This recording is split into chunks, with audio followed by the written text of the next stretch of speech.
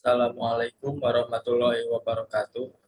Perkenalkan, nama saya Abi Hasanul Zaman dari Prodi Perikanan Laut Tropis Universitas Pajajaran.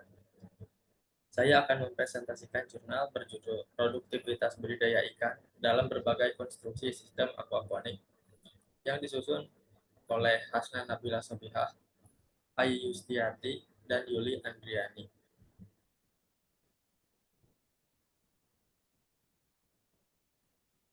Latar belakang Latar belakang penelitian ini yaitu menurunnya potensi lahan dan kualitas air untuk budidaya perikanan. Hal tersebut menggiring arah perkembangan teknologi perikanan ke arah yang lebih efisien dalam memanfaatkan ruang dan air. Salah satunya adalah aquaponik. Tujuan penelitian. Tujuan penelitian ini untuk mengetahui jenis konstruksi sistem aquaponik yang paling efektif digunakan untuk kegiatan budidaya ikan sehingga menghasilkan kelangsungan hidup dan pertumbuhan ikan yang optimal. Metode penelitian. Metode penelitian yang digunakan adalah metode deskriptif eksploratif dari berbagai literatur hasil penelitian terdahulu, baik jurnal nasional ataupun jurnal internasional. Hasil dan pembahasan. Pengertian sistem aquaponik.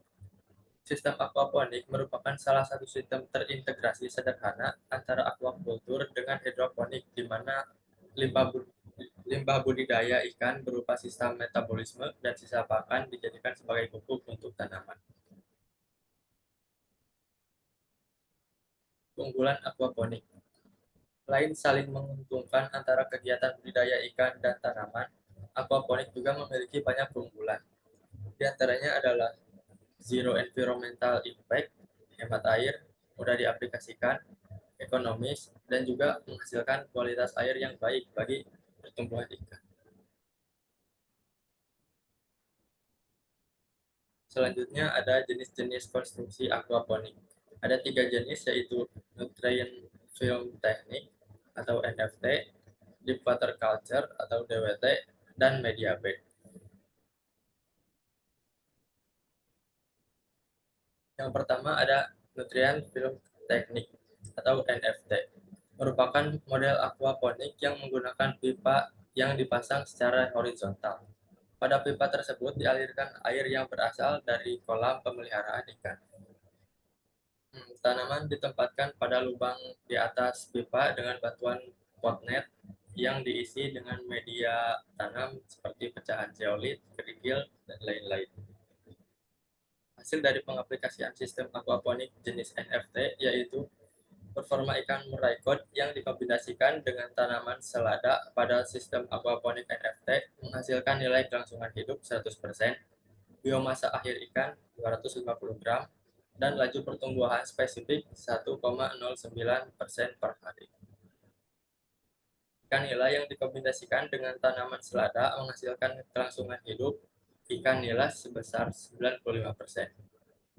Kelangsungan hidup ikan lele yang dikombinasikan dengan tanaman kangkung menghasilkan SR sebesar 93% dan pertambahan berat ikan sebesar 11,25 gram per ekor.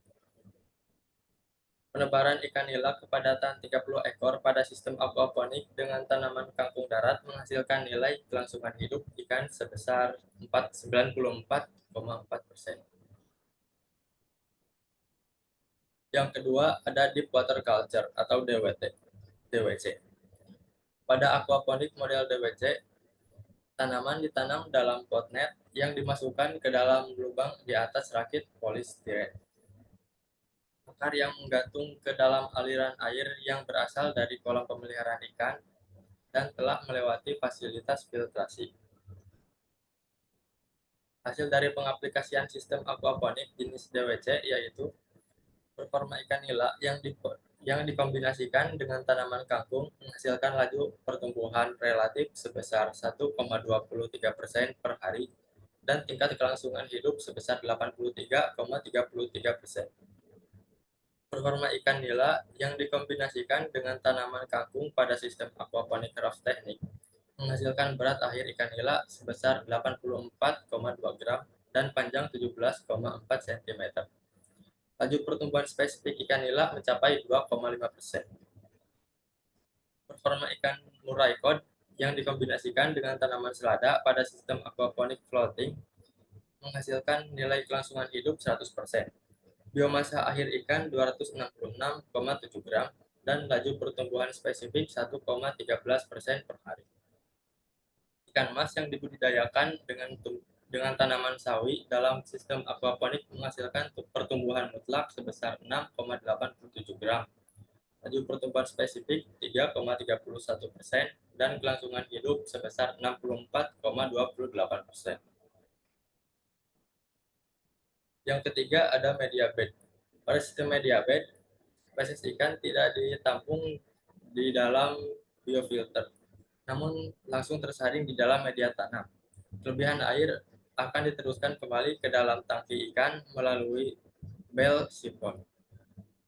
Hasil dari pengaplikasian sistem aquaponik jenis media bed yaitu ikan nila yang dibudidayakan dengan tanaman kangkung dalam sistem aquaponik media bed menghasilkan panjang akhir ikan berkisar 6,5 sampai 9,5 cm dan berat akhir ikan berkisar 5 sampai 17 gram. Pada sistem aquaponik ikan mas dengan tanaman basil menghasilkan tingkat kelangsungan hidup ikan mas dengan kepadatan yang berbeda, menghasilkan nilai berkisar 98,23 sampai 98,67%. Performa ikan murai cod yang dikombinasikan dengan tanaman selada pada sistem aquaponik gravel bed menghasilkan nilai kelangsungan hidup 100%, biomasa akhir ikan 206,7 gram, dan laju pertumbuhan spesifik 0,89% per hari. Kesimpulan, berdasarkan perbandingan dari beberapa penelitian dapat ditarik kesimpulan bahwa sistem aquaponik dengan konstruksi NFT lebih efektif untuk menghasilkan nilai kelangsungan hidup ikan yang lebih tinggi dibandingkan dengan konstruksi DWC dan media bed. Sistem aquaponik dengan model konstruksi NFT menghasilkan pertambahan berat pada ikan lele sebanyak 11,25 gram per ekor, dengan kelangsungan hidup benih ikan lele sebesar 93%. Pada ikan nila, menghasilkan rata-rata tingkat kelangsungan hidup sebesar 95%, dan pada ikan murai cod menghasilkan kelangsungan hidup 100%. Selain itu, sistem aquaponik model konstruksi NFT memiliki beberapa kelebihan. Di antaranya mudah dalam pemeliharaan, metode panennya mudah, memiliki unit aquaponik yang ringan, aliran air konstan, dan juga membutuhkan volume air yang kecil. Mungkin sekian dari saya, kurang lebihnya mohon maaf. Wassalamualaikum warahmatullahi wabarakatuh.